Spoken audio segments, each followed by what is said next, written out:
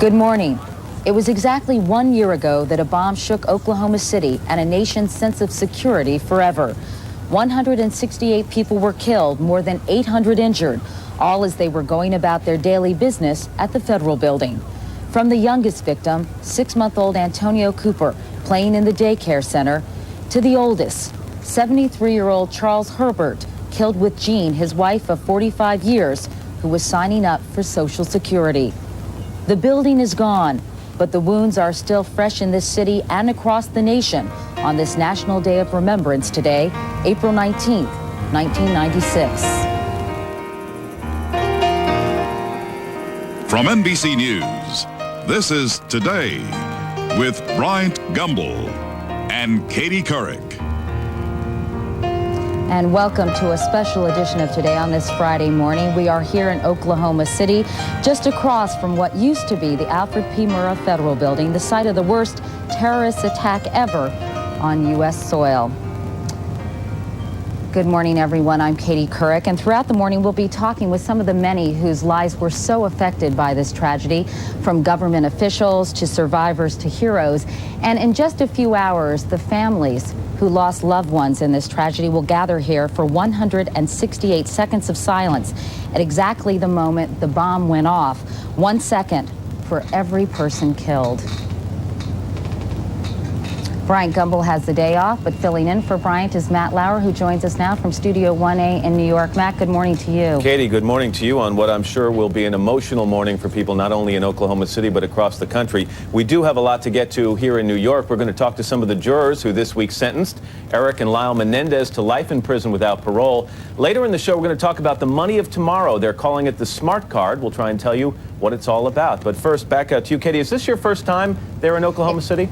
It is, Matt. I arrived here yesterday afternoon. I came immediately to this site, and I must tell you, it's an incredibly moving experience to be here and just walk around the area, because as you can see behind me, people have left all sorts of things around the chain link fence that surrounds the area where the federal building used to stand. There are things like a baby blanket from a family in Laramie, Wyoming, gloves from a firefighter with apologies for not finding any survivors in the rubble, all kinds of mementos and poems, and of course, photographs of many of the people who perished here, lots of flowers, and many teddy bears for the 19 children who died here as well. It's going to be quite an emotional day, as you said, Matt. And with more on that, let's bring in NBC's Jim Cummins, who is also here in Oklahoma City. Jim, good morning to you. Good morning, Katie. Some people in this city have been looking forward to this day. Others have been dreading it. Thousands of them plan to attend the ceremony.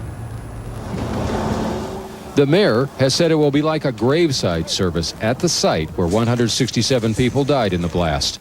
Some of their families gathered at a church last night to begin grieving again. Bring new life to those whose spirits are still entombed in the grip of grief and pain. Today, there will be a simple ceremony at the site itself, a flag raising, the national anthem, and 4 prayers. Mourners will remember the dead by observing 168 seconds of silence, including one for the nurse who died during the rescue effort. There is no way to really bring solace. We can try to rebuild, we can try and help these families financially, but to bring back their loved ones can't be done, and that is the ultimate grief for all of us. All week, visitors have been coming to the bomb site, some for a second time. This woman from Fairfax County, Virginia, was a rescue worker here a year ago. We were digging. Why we were digging? We were trying to find the people. And among the survivors, Florence Rogers, who runs the Federal Credit Union that was destroyed in the blast, killing 18 of the 33 people who worked for her. The last sight I had of them will be forever in my mind, and I find myself seeing them those last few moments. Moments that she will no doubt relive once again this morning. Following the ceremony, there will be a procession by here to a local convention center for another observance that will include Vice President Al Gore. Katie? Jim, thank you so much. We'll have much more from Oklahoma City this morning, but first we want to go back to New York for the rest of the day's news. And for that, we turn to Ann Curry. Ann, good morning. Good morning, Katie. Well, also in the news this morning, all night last night, Israel and Hezbollah traded rocket fire. This after a massacre in Lebanon Thursday. Israeli shells hit a refugee camp, killing at least 75 people. The story from Terry Lloyd of ITN News in the Lebanese city of Tyre. Just 3 days ago, the families had fled the fighting in southern Lebanon and moved from their homes and inside the United Nations compound. There they thought they were safe, surrounded by Fijian UN soldiers. The refugees had huddled together inside shipping containers, as much for morale as necessity. Wrongly, they assumed the UN flag would give them protection. Almost a dozen Israeli shells ripped into the heart of the camp. One metal container packed with refugee families took a direct hit. Many of the 500 homeless people, children, women and men, had been slaughtered. The carnage was too much for members of the UN and war correspondents alike to bear.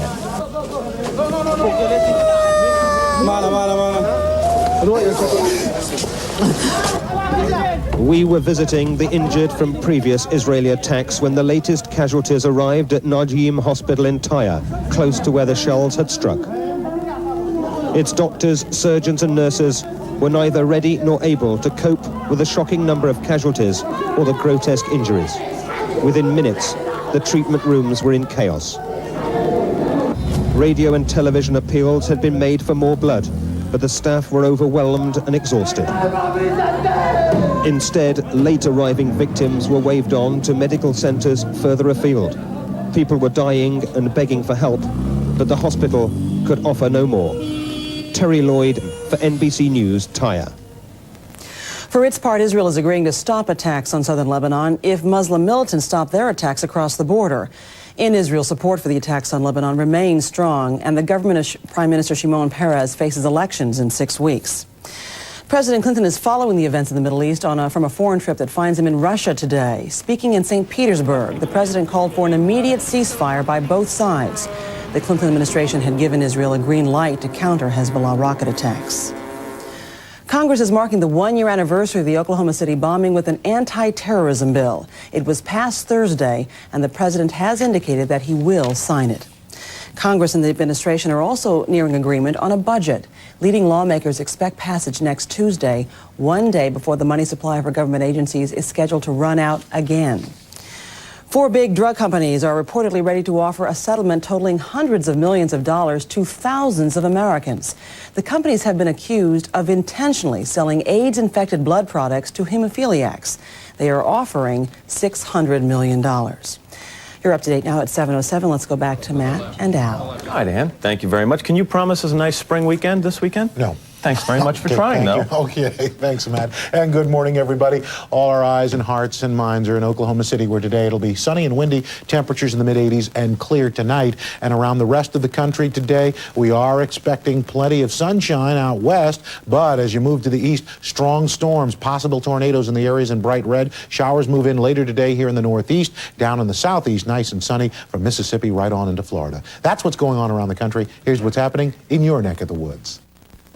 Good Friday morning to you, everyone. I'm meteorologist Kathy Ellis. Another chance for some rain in our forecast today. Keep your umbrella handy just in case. A few showers this morning and then a chance for some scattered afternoon thunderstorms. 75 for the high temperature today. A few of the storms could be strong, so again, we'll be here to keep you updated through the day. Tonight, a few showers lingering around, an overnight low of 45. And then your Doppler 13 7-day forecast, a dry weekend, mostly cloudy 64 Saturday, partly cloudy and 59 for Sunday. It's coming up on 7:09. Now back to Oklahoma City and Katie.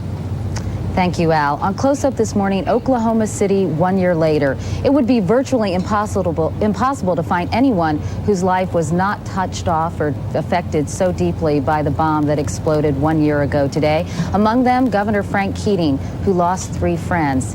He joins us this morning. Governor Keating, good morning to you. Good morning, Katie. As I mentioned, you lost 3 friends. How are you doing? Have you gotten over this? Has anyone? I don't think anyone has. I think physically there is some rebuilding, obviously. There's some getting back on our feet. It's going to take a long time. The memorial is going to take a long time to construct because we have all the families contributing to the process. We're finishing up a lot of our fundraising to try and provide for the long-term medical care and the psychological needs of these families.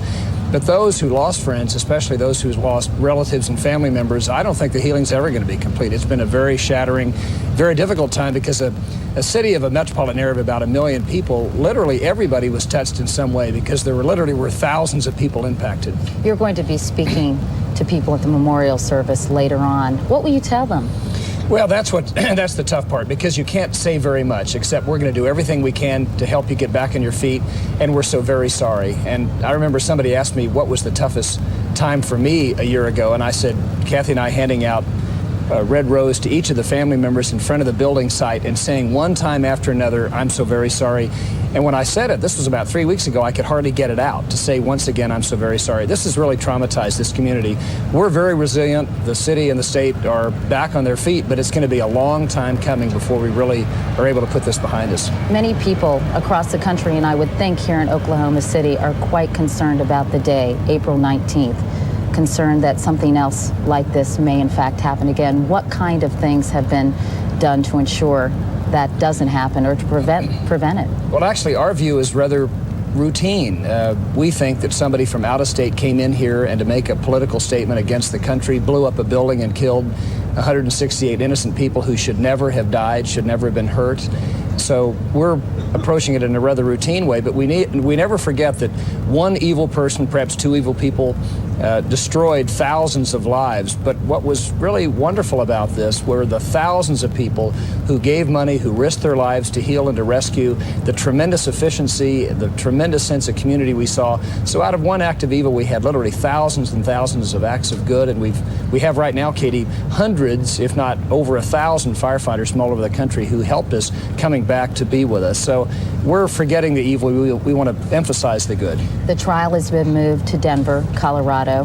Many of the family members say they really need to attend the trial to get over this. What kind of arrangements will be made so they can either get to Denver or follow the trial here in Oklahoma City? Well, the people of Denver and the people of Colorado have been really wonderful. They are providing their homes and helping with food and things of that nature.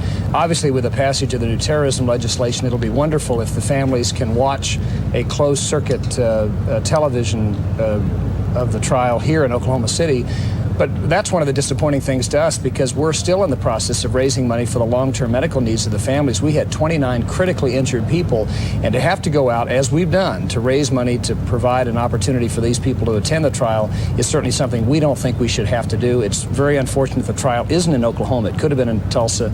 I think Oklahomans are fair-minded people, and to suggest we'd be prejudiced because we took such pride in how well we handled this, I think is rather silly, but obviously there's nothing we can do about it. Are you relieved that Congress passed the anti-terrorism bill? Yeah, I think it was a good piece of legislation. I'm an unabashed conservative Republican. I think both Republicans and Democrats got together on this thing and did the right thing.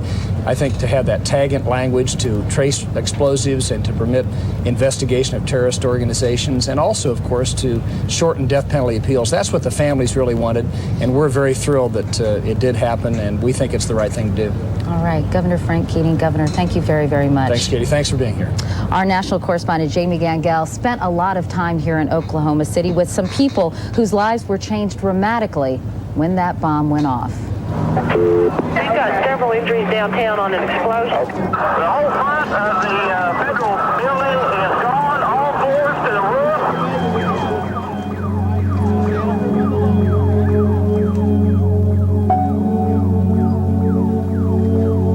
I remember turning my face, and at that split second,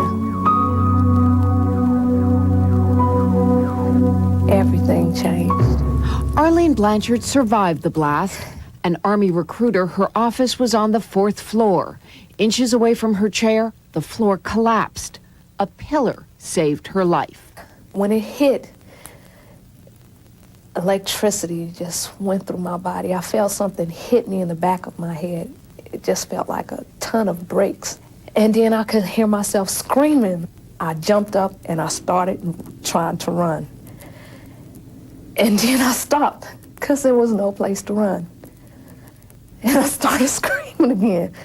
For almost a year, Arlene had avoided going back to the bomb site.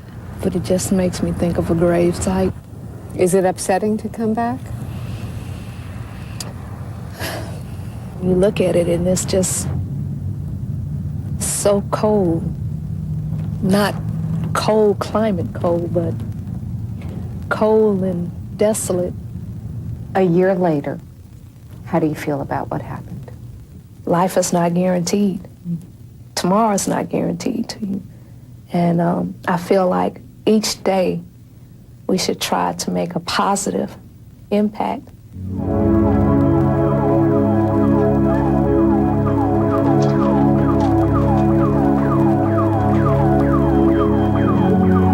I kept thinking it was a tremendous gas explosion. It never dawned on me to think that I had just run into an unsecured terrorist bomb site.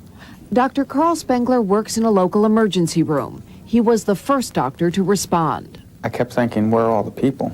Because you couldn't see anybody. There was no one to be seen, no one was yelling, there was no calls for help, nothing. It was dead quiet.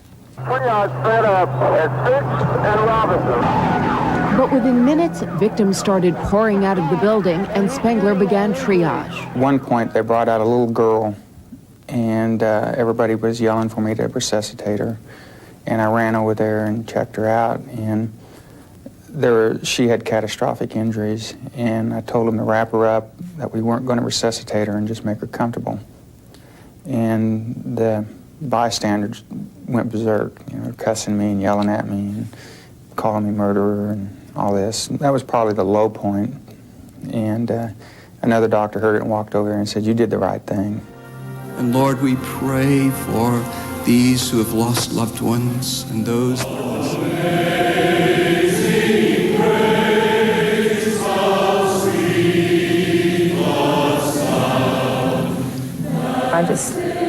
I crumbled. I fell on my knees. I just started screaming and crying, and I knew right then and there that it was over. I knew they were dead. Edie and Tony Smith lost their two sons, Chase and Colton. Divorced at the time, the two have remarried and are now trying to have more children. Some days it's easy, some days it's hard. Seems like every day someone asks me if I have kids. They're constantly asking me that. They say, "Are you married?" I say, "Yeah, I'm married. Do you have any kids?" I don't know what the hell to tell them. I know Chase and Colton are in heaven right now. I know they are, and I know I'm going to see them again, and they're going to be waiting for me, and that's going to be the happiest day of my whole life.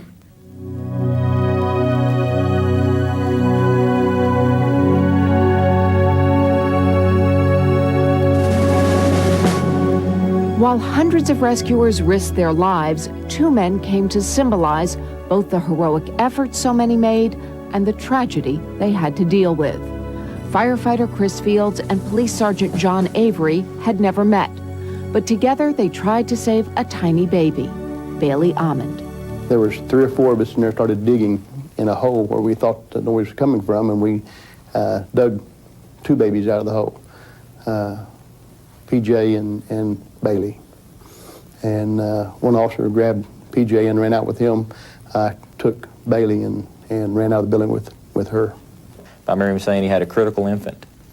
And I don't know if he remembers this, but as I tell the story, I remember I said, "There's an ambulance over here," and I headed towards the ambulance in front of him.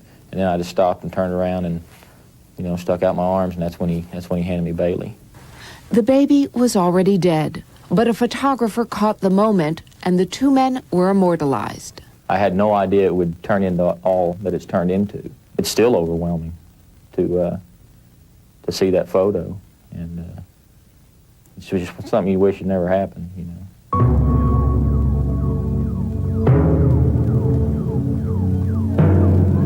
I kept saying, I have a bad feeling about this. I have a bad feeling about this because I just knew they were gone. But then there was always hope that they would still be there. After hours of agony, there was good news for Jim and Claudia Denny.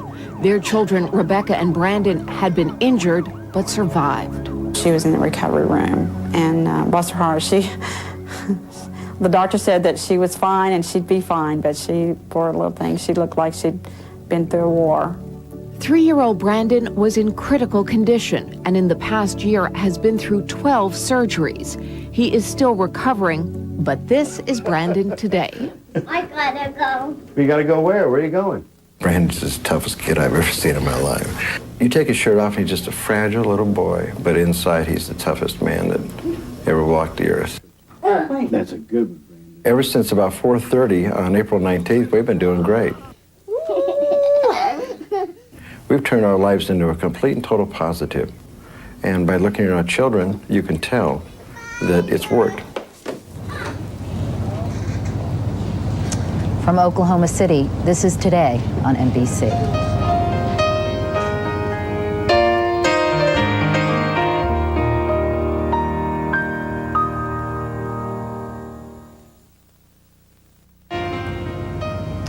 Matt, yesterday afternoon I was talking to some paramedics who were on duty and arrived on the scene immediately. They hadn't been back to this spot since they spent those 16 days here 1 year ago, and it was an incredibly emotional experience for them. But every time I told someone it was sad, they said, you should have been here 1 year ago. I can imagine.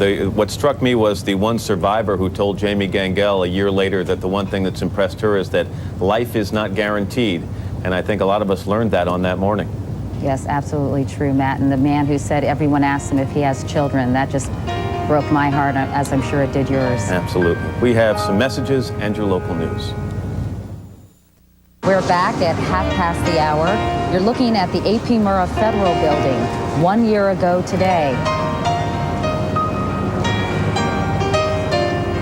And the way it looks this morning, a very different sight indeed. The building was raised. Now there's just a grassy field surrounded by a simple chain link fence.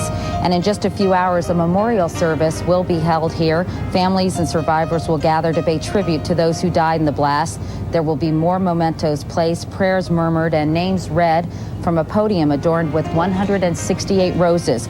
A podium placed at the very site officials believe the Ryder truck carrying its deadly cargo was parked. And welcome back to a very special edition of Today on this Friday morning. I'm Katie Couric here in Oklahoma City. And coming up in this half hour, we're going to be talking, Matt, to a woman who has formed a group for survivors and for families who lost loved ones to help them deal with the anger that has resulted from this tragedy. Matt? All right, Katie, back here in New York, we're going to hear what some of the jurors in the Menendez brothers murder trial are now saying about their verdict. We'll also tell you about smart cards. You'll probably be using one yourself. This is instead of money in the not-too-distant future. And Gene Shalit looks at the new movie, Mrs. Winterborn. But before we get to all that, let's go to the news desk for the top news stories of the day with Ann Curry. Thanks a lot, Matt. Good morning once again, everybody. This morning, President Clinton urged all Americans to observe a moment of silence to remember the 168 people killed in the Oklahoma City bombing. The observance will be held at 9:02 a.m. Eastern Time, the moment the bomb went off in the federal building a year ago today. It was the worst act of terrorism ever on U.S. soil. Ceremonies today will also honor the rescue workers who struggled to find survivors. Today, as others mark the bombing deaths, one of the survivors of that bombing celebrates life. On Thursday, Dana Bradley Bruce gave birth to a 7-pound, 8-ounce baby boy. Bruce lost her mother, son, and daughter in the bombing, and doctors had to amputate one of her legs to free her from the debris. The UN Security Council is calling for an immediate ceasefire along Israel's border with Lebanon. At least 75 people were killed Thursday when Israel fired an artillery barrage into a UN refugee camp. The Security Council rejected an Arab call to condemn the Israeli attack. In Los Angeles this week, a jury recommended life in prison without parole for Eric and Lyle Menendez for the murders of their wealthy parents. Dateline NBC correspondent John Larson spoke to members of the jury about the sentence and the trial in which the defendants claimed their parents abused them sexually. How many people thought there was sexual abuse going on in that house? Raise your hand. Okay, say 3, 4 of you. I have serious doubts on that subject. I was just Really? inconclusive on it. It wasn't enough to say for sure that it was there. So just Eric Menendez saying I was sexually abused would not have cut it for me. I needed to hear it from someone else. It's inconclusive, but I was sure suspicious. If they had been able to prove to you through testimony, physical evidence, that there was persistent, violent sexual abuse going on with those boys, Would that have made a difference to you? No. No. It comes down to leaving a violent situation, leaving a situation if you're capable of leaving. And that was evidence that we were hearing that they were incapable of leaving. I know a lot of people have said, why didn't they just leave? Same thing, if I could have a show of hands. How many of you people believed that Eric and Lyle believed they were in imminent danger from their parents? Raise your hand. None of you? No. Whether they were abused or not, I won't say it doesn't matter, because of course it matters, but it did not affect our decision, because being abused did not automatically mean that they were afraid. Even if you are abused like that, they went to that extent to kill their parents. It may be a reason, but not a justification. If not sexual abuse, what was their motive? Well, that's the million-dollar question, and I don't think anybody's ever going to know. I think that they were spoiled brats who had their way their whole life. They were raised to be ruthless. They were raised without a conscience, and their parents produced exactly what they hoped. Ruthless, conscienceless individuals who decided they wanted to take over. John, we never had one single relative, or for that matter, any witness come up and say that they saw the parents hugging, kissing, or holding their children. You suspect the parents were awful parents? Yes. Oh, absolutely. Well, I think there's no doubt Jose was a dominant, controlling, and very brilliant man, and I'm sure that he manipulated his family like a toy. But yes, I agree, but I don't think they feared for their lives. No, yes. I don't no, right. Left to your own decision, would any of you have voted for the death penalty? No. No.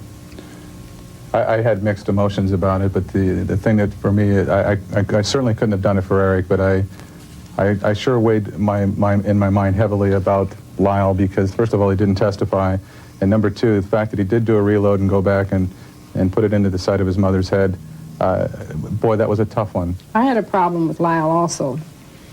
My problem mainly was I felt that he had shown absolutely no remorse that I could see. But when nobody in the family would come up and testify against their children and say, hey, listen, we think these kids should die, I just felt like, well, wait a minute, what gives me the right to go ahead and put somebody else to death when even their own family members don't want it? More on the Menendez case tonight on Dateline NBC starting at 8 Central. It is now 7:35, time to go outside to Al Roker for the weather. Today's weather is brought to you by Cotton Incorporated. Cotton, the fabric of our lives. And good morning, all. A lot of folks out here. I mean, all the way across the plaza here. And we've got a young lady. Why, what's your name? Ariel. Ariel, and you miss your dad. Where's Dad? Maine. Yeah, how come he's not with you? Because he doesn't like to go on trips. Oh, okay. Mom, is that true? That's really true. He doesn't like to go on trips? Doesn't carry luggage. Well, but this is a nice, is this yours? Yeah, what's his name? No, I don't have a name. Yeah, all righty. Okay, well, okay, you say hi to Dad. Okay, and we got another, I think we got another request for an engagement over here. What's your name? Clay. Clay? Yes. Yeah, well, you want Cindy to marry you? Yes, I just want to say... Well, you know what, hold on, and we're going to see if we can get her, okay? Okay. All righty? Okay. Okay, so we'll, in the next half hour, all right. To hang out? All right. All right, great. And over here, this is, who's Kahi? It says Kahi. Oh, Collie. Where's Collie? Callie's in Maine, Wales, Maine. What's your name? And is this her birthday or anything? No, we just love her. All righty. Well, what's your name? Karen. Karen. Can you spell that out in there? No, okay. Let's check your weather, show you what's happening. And we've got some strong storms from Paducah, Kentucky, up into Chicago and on into Ohio. Isolated tornadoes possible. Rest of the country, some wet weather from Northern California up into the great Northwest. Beautiful from the Southwest down through Texas on into the Southeast. Showers in the mid-Atlantic states with maybe a thunderstorm or two. Sunny here in the Northeast, but clouds will move in a little bit later, but it'll be nice and mild. That's what's going on around the country. Here's what's happening in your neck of the woods. Good Friday morning to you, everyone. I'm meteorologist Kathy Ellis. Another chance for some rain in our forecast today. Keep your umbrella handy just in case. A few showers this morning and then a chance for some scattered afternoon thunderstorms. 75 for the high temperature today. A few of the storms could be strong, so again, we'll be here to keep you updated through the day. Tonight, a few showers lingering around, an overnight low of 45. And then your Doppler 13 7-day forecast, a dry weekend, mostly cloudy 64 Saturday, partly cloudy and 59 for Sunday. And you want to wish a happy birthday to who? Ryan, Oh, 18. Ryan. All right, 18. Happy birthday, Ryan. Thank you. All right, where are you guys from? Denver, Colorado. All righty, 60 degrees there today. Good. That's your latest weather. Now let's go back inside to Matt. Okay, Al, thanks very much. On today's Money, something called smart cards. You may not be familiar with them right now, but you'll have the chance to be in the not-so-distant future. Gene Chatsky of Smart Money Magazine is here to fill us in on the little plastic card with a microchip that may soon become an alternative to cash. Gene, good morning. Good morning. So what's a smart card and why are they so smart?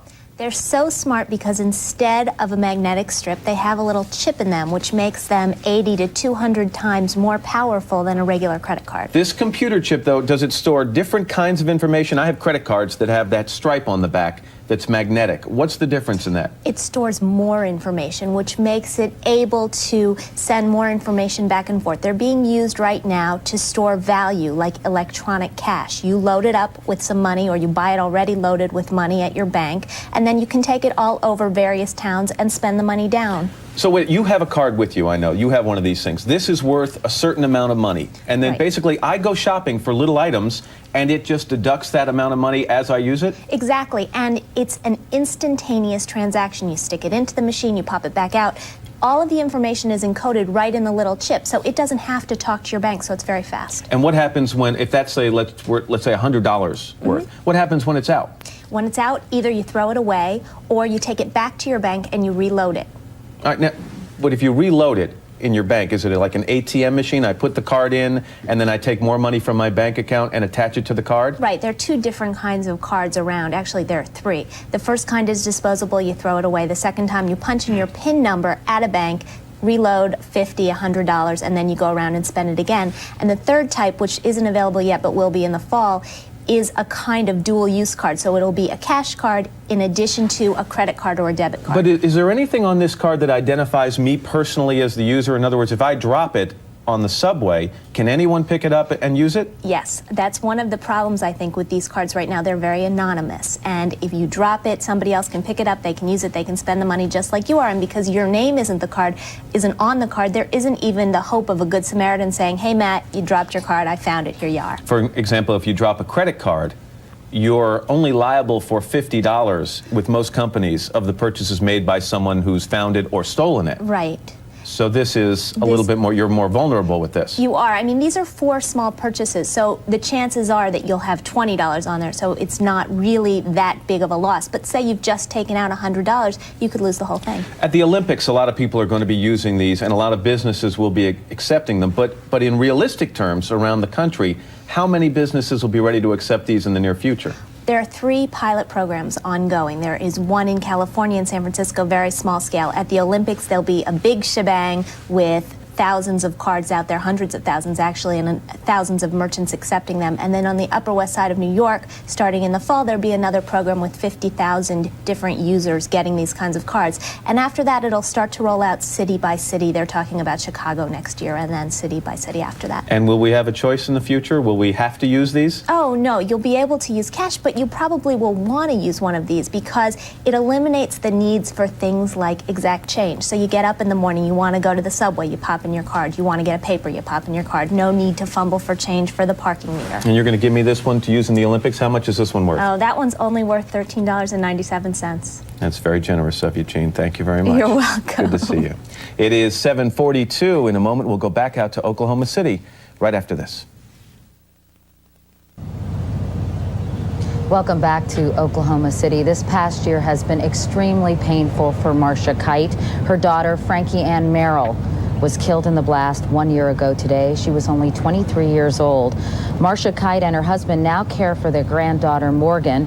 It's been a frustrating year for Mrs. Kite and others like her who feel their pain is being ignored. As a result, Mrs. Kite has helped organize Families and Survivors United, a group that shares the pain of the tragedy and offers its members emotional support. Marcia Kite, good morning. Good morning. I sense that your overriding emotion obviously is grief, but there's a great deal of anger as well. Well, I think that comes from a lot of concerns of family members, and they feel like their voice isn't being heard. And that's very frustrating for family members. You know, we carry enough pain around, and if you have to stuff that and you do not have a voice, I mean, that just causes more pain. It's like making the wound even larger. Why don't you feel your voices are being heard? Well, I believe they're beginning to be heard because we have addressed concerns that are important to us from the way initially the Memorial Committee was organized. They had vendors around the site, and that was very disturbing, and so there's some zoning code now in place, and we've done a lot of positive things to take steps in the right directions to help family members. I know you told me that a lot of family members won't be here today because they're afraid? Well, I think they're afraid, and we had to be down here last year after the bombing, and that was a very difficult, painful time, and we have enough reminders. So for a lot of family members, this is just too hard, and a lot of people are still in very deep grief. You're angry or you're worried about the presence of politicians and other figures?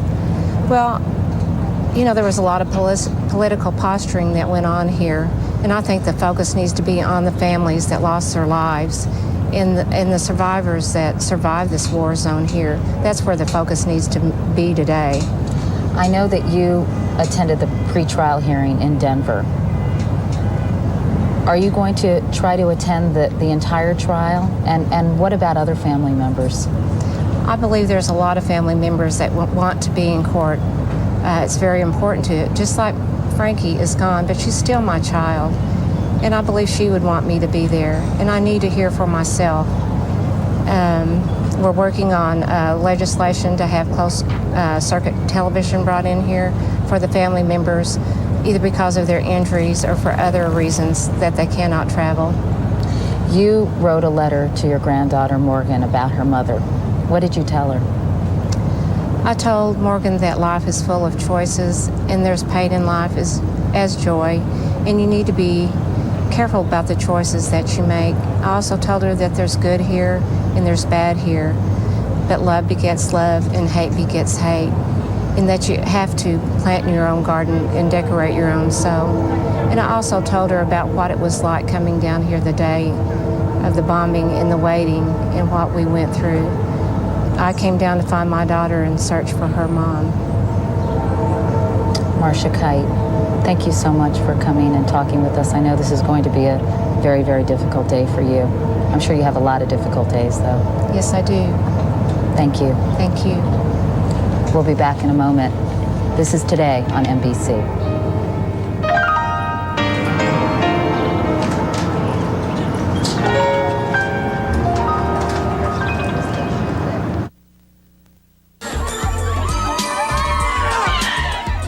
The new movie, Mrs. Winterborn, is billed as a comedy, but Gene Shalit says he didn't come away laughing. Good morning and welcome to the Critics' Corner. Here it is, early April, and already we have one of the year's worst movies, because while you were sleeping, Mrs. Winterborn arrived. At its least irritating, it is an insipid version of While You Were Sleeping. This derivative fizzle flick, directed by Richard Benjamin, begins with a shacked-up 18-year-old, Ricky Lake, who is impregnated by her loathsome boyfriend, and he throws her out into the rain. Mistaking Amtrak for a subway... Wait a second, this ain't the subway! ...which is practically an impossibility... Take it! She finds herself on a train to Boston without a ticket in her hand or a brain in her head. When the train crashes, with many deaths, she survives, and she gives birth in the hospital. Mrs. Winterborn? No! There, she is misidentified as an heiress. Mrs. Winterborn? No. And she is Rolls-Royced to a mansion ruled by Shirley MacLaine, who is fooled by this imposter. She is Hugh's widow, and she has just given birth to my grandson, under 200 tons of twisted metal. And her skeptical son, Brendan Fraser. She is covering something up. I mean, look at her. Now, from that point, the picture just lies there, as Ricky Lake lies there. Lie atop lie. Where in Hong Kong did you meet my brother? The mall. Until the son, who has the intelligence of a turnip, falls for her. What do you think of Patricia? I think she's terrific. I think so too. The picture's primary folly, aside from the wretched script, is the casting of Miss Lake, who should have been cast aside. She throws up one of the most incompetent, embarrassing examples of non-acting that has recently afflicted the screen. If she ever leaves TV for the movies, TV's loss will be the movie's loss. Trying to avoid embarrassment is Shirley MacLaine, a fine actress who should fine the writers for sandbagging her. Mrs. Winterbourne is a name to remember, so that if you pass a theater where it's playing, you'll pass the theater. Mrs. Winterbore is more like it. That's the Critics' Corner for this morning. This is Today on NBC. Matt, do you remember Assistant Fire Chief John Hanson? I sure do. We talked to him many times. He was the voice of calm in the aftermath of the blast. We'll be hearing from him in our next half hour, as well as Dr. Brian Espy, who walked down the ladder oh so carefully. All right, but first these messages and your local news. You're watching Today, America's favorite morning program.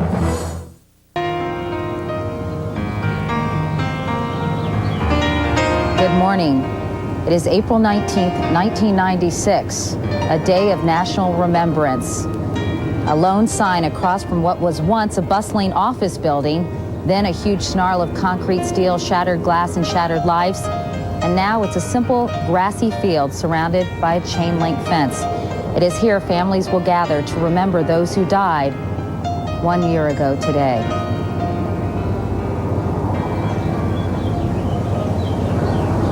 Good morning, everyone. Again, I'm Katie Couric in Oklahoma City, joining Matt Lauer, who is in Studio 1A in New York. Matt, good morning again to you. Katie, good morning to you.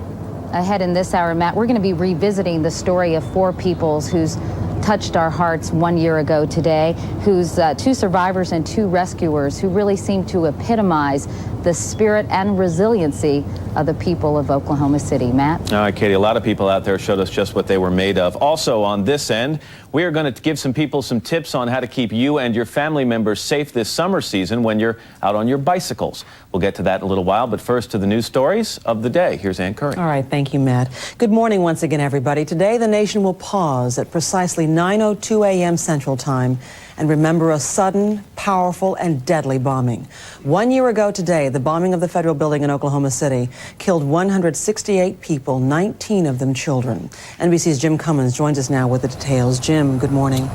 Good morning, Ann. Soon the area behind me here will be filled with people who've come here to remember the tragic events of April 19th last year. Security around here is very tight.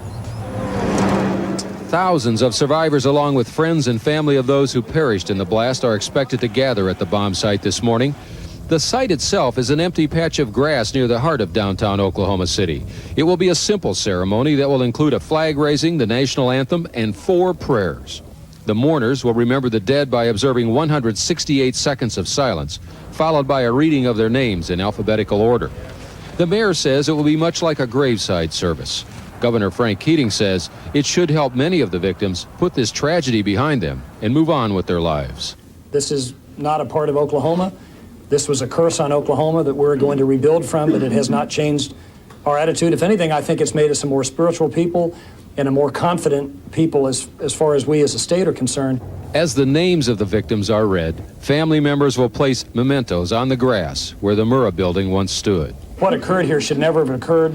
The tragedy that these people have had to suffer through should never have happened to them. There will be a procession past here and another observance at a local convention center.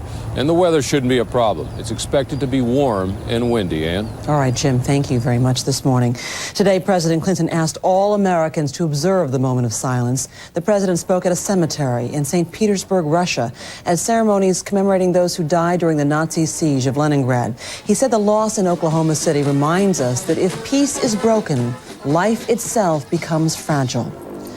The fragility of life is nowhere more apparent than in the Middle East. This morning, Israel again targeted Hezbollah guerrillas in southern Lebanon.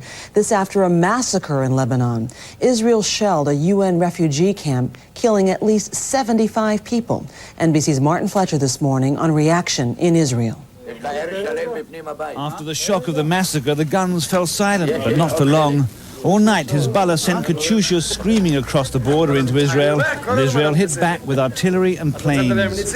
Few watched the tragic pictures from Lebanon with more interest than the Israeli residents of Kiryat Shmona, spending their 8th day in bomb shelters, targets of Hezbollah's Katyusha rockets. It is a mistake, and we are sorry and feel regret to this accident, but we must continue the whole operation.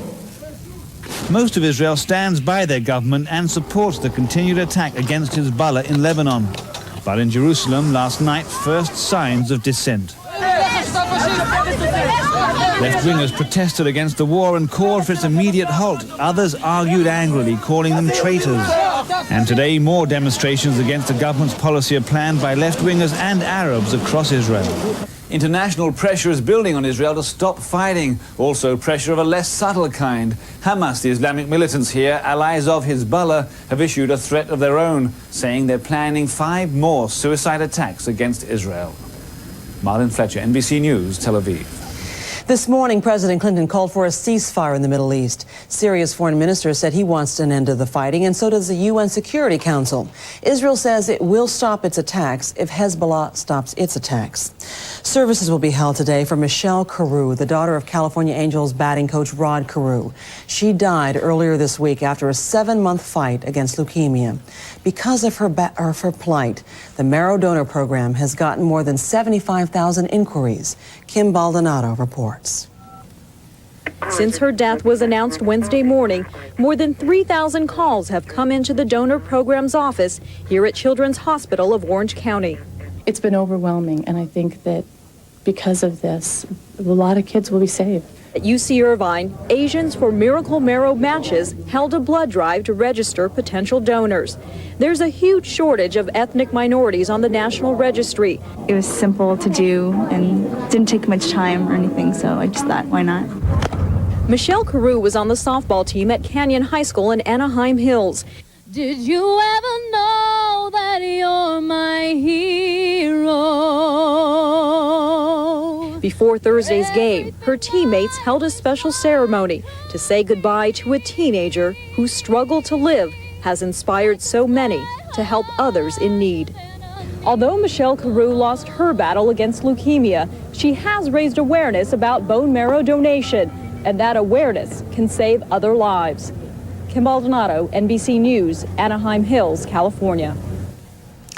It is now 8:06. Let's go back outside to Matt and Al. All right, Ann, thank you very much. We want to come out and spend some time with the people. I don't know that they all realize that so much of the show today would be out in Oklahoma City and there'd be a somber mood, but we want to thank you for coming anyway. It's nice to have you here. It is a good group, and it extends all the way around Huge the plaza. crowd. It's one of the biggest we've had on a Friday. And again, earlier, if you were with us at 7:30, we had a sign here that said, Cindy, will you marry me? What's your name?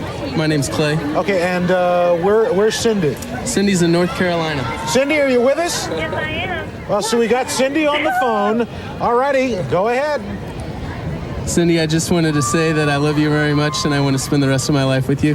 Will you marry me? Yes, I will. Oh, she said yes. Congratulations. So, now, when are you guys going to get together?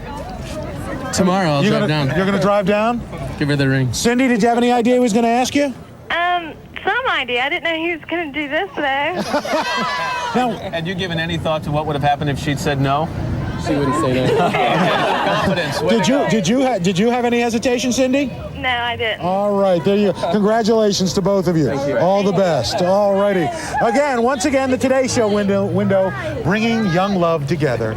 Now, let's see if we can bring some weather together for you and show you just what we've got for your weekend. Strong storms out through the plains and on, I should say, the Mississippi and Ohio Valley. Out west looks pretty good. Some showers around the Rockies, mild along the eastern seaboard. Sunday, that wet weather extends from New England all the way through the Ohio Valley, Great Lakes, down into the Gulf Coast. Some showers in the northwest. We got sunny and mild conditions out in the southwest area. Sunshine up in the plains. That's what's going on around the country. Here's what's happening in your neck of the woods. Good Friday morning to you, everyone. I'm meteorologist Kathy Ellis. Another chance for some rain in our forecast today. Keep your umbrella handy just in case. A few showers this morning and then a chance for some scattered afternoon thunderstorms. 75 for the high temperature today. A few of the storms could be strong, so again, we'll be here to keep you updated through the day. Tonight, a few showers lingering around, an overnight low of 45. And then your Doppler 13 7-day forecast, a dry weekend, mostly cloudy 64 Saturday, partly cloudy and 59 for Sunday.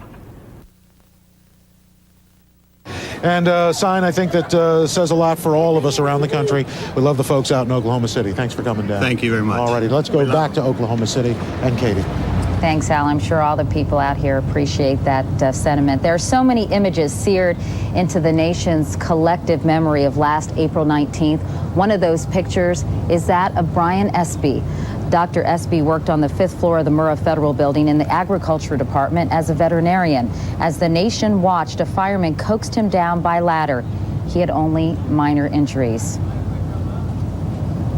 And Dr. Espy joins us here in Oklahoma City this morning. Dr. Espy, good morning. Good morning. What do you think about when you see that image of yourself going carefully down that ladder? I still have trouble believing that that's me because of my fear of heights, that I could ever go down a 5-story ladder. But somehow you managed to do that. Well, and I thank the fireman daily because he was talking me down every step of the way. What was going through your mind? I think at that point I wanted to get where I could contact my family because I knew they would be watching on television and they knew where my office was. And it was, I desperately wanted to let them know that I'm all right. Meanwhile, many of your co-workers weren't all right. You lost 7 colleagues at the Department of Agriculture. There were 10 of us in the office that day and we lost 7. 7 wonderful people, workers and friends. You all will have a private memorial service for those people. Yes, we decided we want to do something very private to honor the 7 that we lost. I know your new building, Dr. Espy, is not far from the site. Has it been difficult to return to work? We were at work, the survivors were at work on Thursday afternoon, and that's the kind of people that we have working for us. So on the 20th, we were back in business. How do you know this nice young man sitting next to you, Dr. Espy?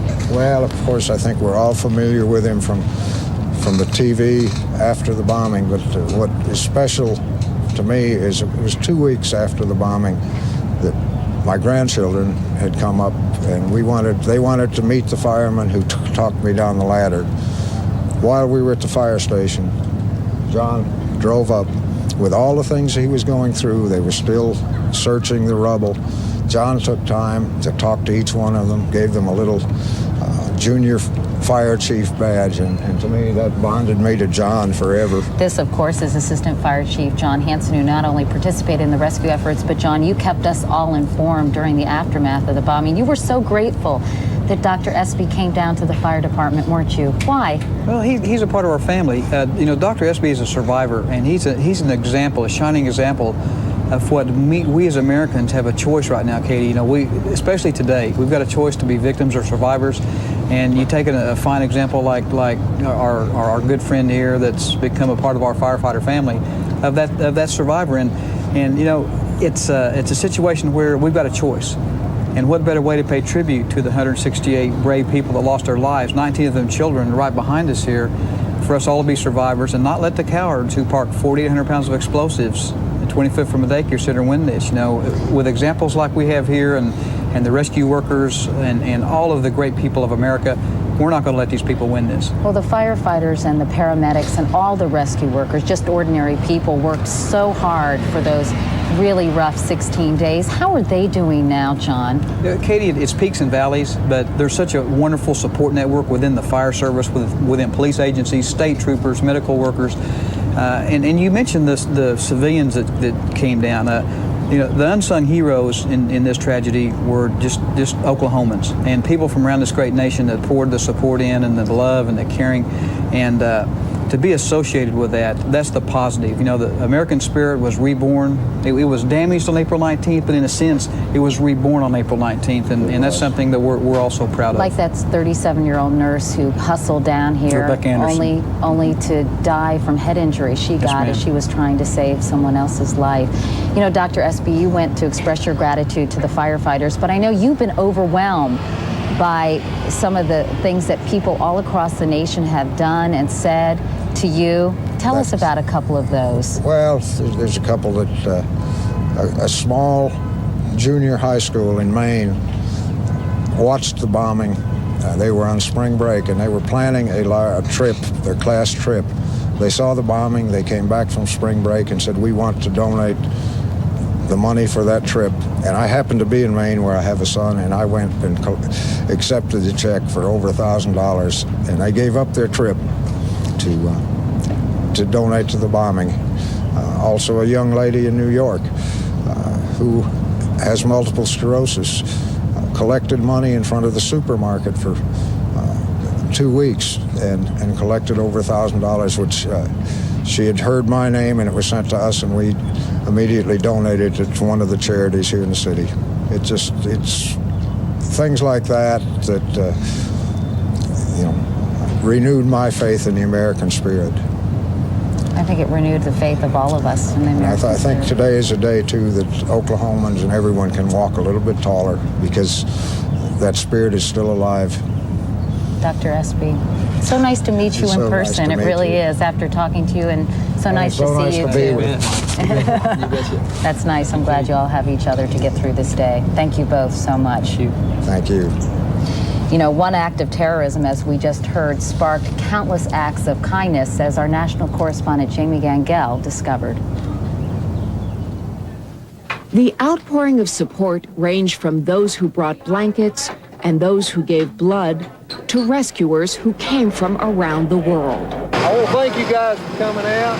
I mean, it means everything in the world to us. So this is sort of our collection of stories and special letters that people wrote. Thus far, the Oklahoma City Community Foundation has received more than $6 million and more than 13,000 letters. I think that people really did identify with those people who were killed. These were normal, working Americans who'd gone to work, who were doing the sort of things that everyone would have done, that just all of a sudden were affected by this. And I think that everyone that saw this on television felt like, just like many of us in Oklahoma City did, I mean, that could have been me. Donations were large and small. We can serve Jesus just by taking up our Sunday school collections. This Bible class in Bland, Virginia raised $127. Closer to home, workers at this Oklahoma factory made commemorative pins, raising more than $150,000. Got him. Safety. But no one person raised more money than this 27-year-old Californian. 5 or 10 years down the road, is the nation going to be there to help finance their educations? A financial analyst at Applied Materials in Northern California, Chris Gross has raised more than $500,000 to provide scholarships for children who lost a parent in the bombing. And he did it in a most unusual way. Chris Gross gave up his entire salary for 1 year, $53,000, and challenged his company and the other high-tech corporations of Silicon Valley to match his donation. Have to put a lot of work into it. It has been a year of some sacrifice. Chris rarely goes out anymore. So for our interview, we took him to lunch. Your parents were shocked. Right. Your friends were shocked. A lot of people talk about wanting to do something when there's a situation like this, but very few people do it. Everybody comes up with great ideas, and the idea of a scholarship fund, that's a great idea, but how are you going to make it work? And I think this was a time in my life. I'm 27. My parents put my brother and I through college. I came out of school without any debt. I even had a car. So I was out there able to make some money, and I don't think 5 years from now I could have done something like this. I'm not married yet, and I was just in a position to do something, and I thought, hey, $12,000 in the bank, I could probably live off of that for a year and just give up a lot of things.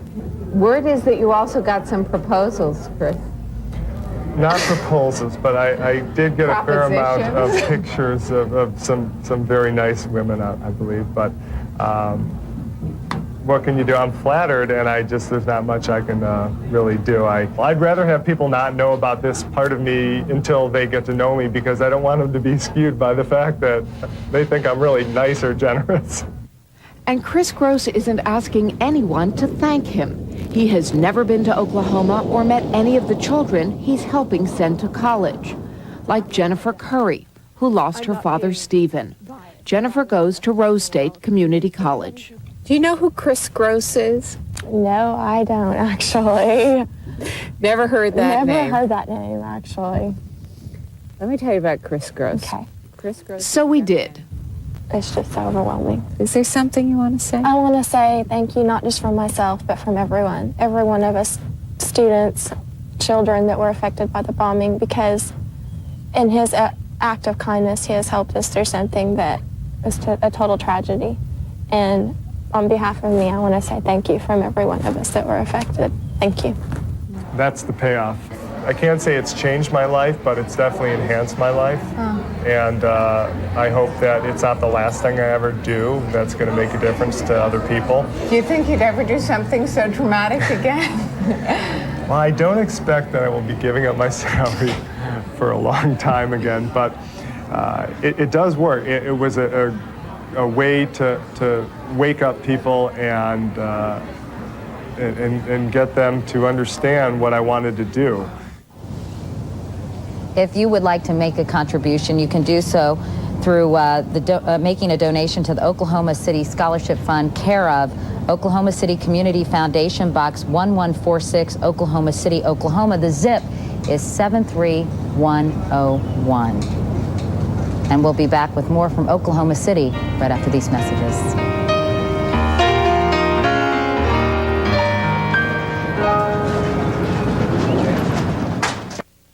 We will have more from Oklahoma City and from here in New York after your local news.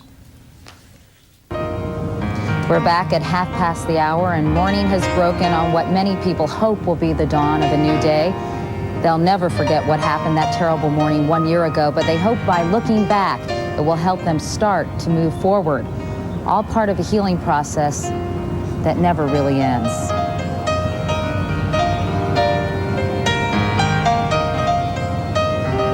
As you can see, people have been gathering, family members and survivors of the blast, for a memorial service at which the names of all 168 people who died will be read.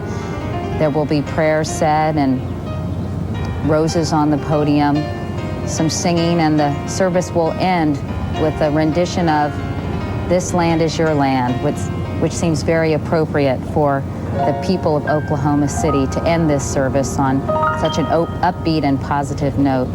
And welcome back, everybody. I'm Katie Couric here in Oklahoma City, joined by Matt Lauer in New York. And Matt, coming up in this half hour, we're going to have another harrowing and heartwarming story of a woman trapped in the rubble and a man who came, risked his life, and saved hers. Matt? There are a lot of stories like that, Katie. Thanks very much. Also, if you remember just a couple of simple things, the chances of you and your family enjoying an injury-free summer of bicycling are very good. We're going to show you what those few simple things are in just a few minutes with Jack Gillis.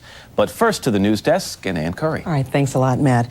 Here's a look at the headlines, everybody. Today, the nation pauses for the one-year anniversary of the Oklahoma City bombing. At 9:02 Central Time, a moment of silence will be observed for the 168 people who were killed. Among those attending the services are many of the rescuers who had struggled to recover the victims. From Russia, President Clinton asked all Americans to observe the moment of silence in Oklahoma City. He described the bombing as a tragedy that struck the very heart of America. Coming up tonight on Dateline NBC, a former detective and a killer he helped put on death row. Now a twist of fate. The cop needs a kidney transplant, and the killer may be a match. He's offered to be tested. I think that he's trying to attempt at the last hour to redeem himself and do something decent for the first time in his life. And I think he should be given at least that opportunity before he's put to death. So why won't prison officials allow the tests that may lead to a life-saving transplant? We'll find out tonight on Dateline, beginning at 9, 8 Central here on NBC. And finally now, the attic of a house in Long Beach, California is the address of what may be the world's biggest wasp's nest. It's 6 feet long, 5 feet high, and the home of some 12,000 wasps. Exterminators are on the case trying to prevent the flying horde from multiplying to as many as 20,000 by this summer. It is now 8:32, time to go outside to Al Roker for the weather. Today's weather is brought to you by Caldwell Banker. Support you can count on. Well, Matt Lauer's out here talking to folks. We've already hosed down the crowd. Look at that. Look at that. It's a frenzy over there. Getting free stuff. Oh, man, you're getting stuff. I love it. And we got some friends here. Hey, look at this. Look at this crowd. Is this incredible or what? And we've got some honeymooners. Yes, Jack and Julie Reese Petrie from San Antonio. San Antonio. When did you get married? Last Saturday. All right, that's great. And you're here still on your honeymoon? Yes. That's fabulous. Well, congratulations. Well, thanks for talking to us. Lots of luck. And we got somebody here who's got from WNDU, that's South Bend, Indiana? South Bend, Indiana, brother and sister news team. On NBC in Indiana. That's right. That's right. What's their names?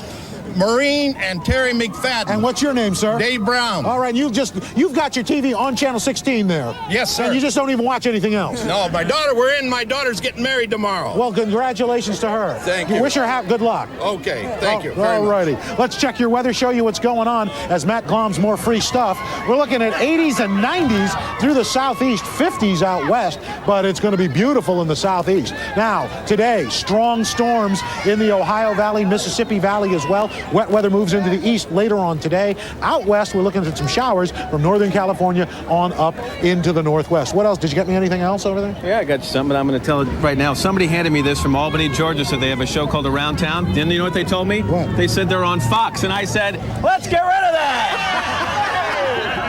Fox? What's that? Yeah, I've never heard of that. I've never heard of it. That's what's going on around the country. Here's what's happening in your neck of the woods. Good Friday morning to you, everyone. I'm meteorologist Kathy Ellis. Another chance for some rain in our forecast today. Keep your umbrella handy just in case. A few showers this morning and then a chance for some scattered afternoon thunderstorms. 75 for the high temperature today. A few of the storms could be strong, so again, we'll be here to keep you updated through the day. Tonight, a few showers lingering around, an overnight low of 45. And then your Doppler 13 7-day forecast, a dry weekend, mostly cloudy 64 Saturday, partly cloudy and 59 for Sunday. City of what? What's your city? Asheville, North Carolina. And it's your 200th anniversary? Yes. Well, that's great. Are you all from the city? Yes. All right. Daughters of Ashboro. Yes. We're having a band concert today. What? We're having a band concert today. A band concert? 1 o'clock. All right, at 1 o'clock to celebrate the city of Ashboro, North Carolina. What's your NBC station there? What's your NBC station? 12. Channel 12. All right, there you go. Ooh. Oh. Back to you. In a moment, how to stay safe on your bicycle this summer, right after this. It is, of course, springtime, and that means 90 million Americans are dusting off their bicycles and getting ready for a summer of riding. But unfortunately, every season, a couple of 100,000 people get seriously injured while riding their bicycles. Jack Gillis, who is the Public Affairs Director for the Consumer Federation of America, is here for giving us tips on cycling safety. Jack, good to see you. Good to see you, Matt. Let's start with the helmets. Most people I see are riding with helmets. Is that the case nationwide? Believe it or not, it's not true. Only 15% of children, 18% of adults wear their helmets, and yet a helmet can reduce injuries of the head injury by 85%. In New Jersey, 1 year after they passed the child safety helmet law, 80% fewer deaths among children. And the helmet technology has come a long way. They used to be bulky and hot, but they really are somewhat high-tech now. That's right. In fact, a lot of these helmets, this helmet is so light that it feels very comfortable on your head. This is a very expensive helmet from Giro. And also, it's important to note that the helmets are designed for different sizes. This is an infant's helmet, and you can see that it protects the side of the head as well, and it has a chin strap that won't pinch. A lot of kids don't wear their helmets because the chin straps pinch. How do you know if a helmet fits properly? Well, that's a very important thing. There are three things. First, it's got to be tight. Right. Secondly, the straps have to be on. And thirdly, it has to be level on your head.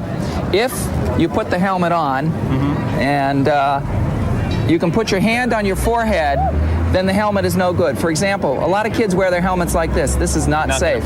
You've got to wear it straight down like that. All right, the bicycle has been in the closet or the garage all winter long. What do you have to do when you come out for the spring to make sure that it's ready to ride? First thing you want to do is you want to check the air pressure. This is a very handy gauge because once you've checked the pressure, the needle stays where the air is and it resets itself. Okay. Then you want to spin the wheels to make sure the brakes don't bind. Then you want to check the brakes themselves. For example, I'm going to press on these brakes to make sure, one, it stops the wheel. And it should catch quickly, though. It should catch very quickly. If the brake handle goes all the way to the handlebar of the bike, then that brake is not going to stop you.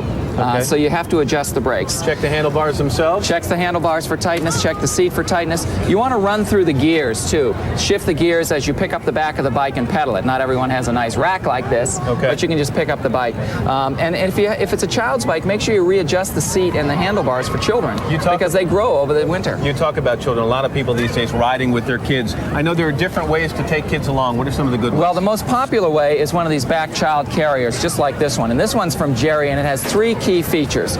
First of all, the feet are very well protected from going into the spikes. Secondly, it has a 5-point harness, yet it's very easy to undo because there's only 2 snaps. And thirdly, it has a nice high back. And you even talk about this one That's releases right. This and one comes off up very quickly. easily, so you can ride around without your seat. All right, now these I've seen a lot of lately. These are called trailers? This is a trailer, and this one is made by Trek, and this also has some important safety features you want to look for.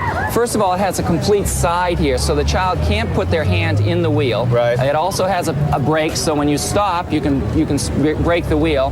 And finally, it has a very good harness system on the inside that it keeps 2 children in there. Kids fall asleep in this, and it's a very comfortable place for them to drive. But remember, they should have their helmet in here as well. And then one other thing about this that I really like is if the kids do fall asleep, it detaches right here, you flip the wheels down, and it becomes a stroller. All right, I know it's important to pick the right size bike for a child, so we're going to move right over from that. I know you think that people should also take a safety kit with them when they're on their bicycle. What should be in it? A couple of things. First of all, here's a nice safety kit that fits underneath the bike. This has an air pump. Has a flat tire replacement tube. Even if you can't change it yourself, you want to make sure that you have one so someone else can help you. Always keep a credit card, your ID, that's important. This is called a little toolbox. It's made by Performance. It's $33, but it has every single tool you need to adjust everything on your bike. Bring a little change along, make a phone call, get in trouble. And then a vest if you're going to do night riding. One of the biggest problems that people have is getting hit at the night. And then finally, gloves. We call these helmets for the hands. Great, and have a safe summer of biking. Thank you. Jack, thank you very much. We appreciate it. We're going to take a break. Much more ahead. This is Today on NBC.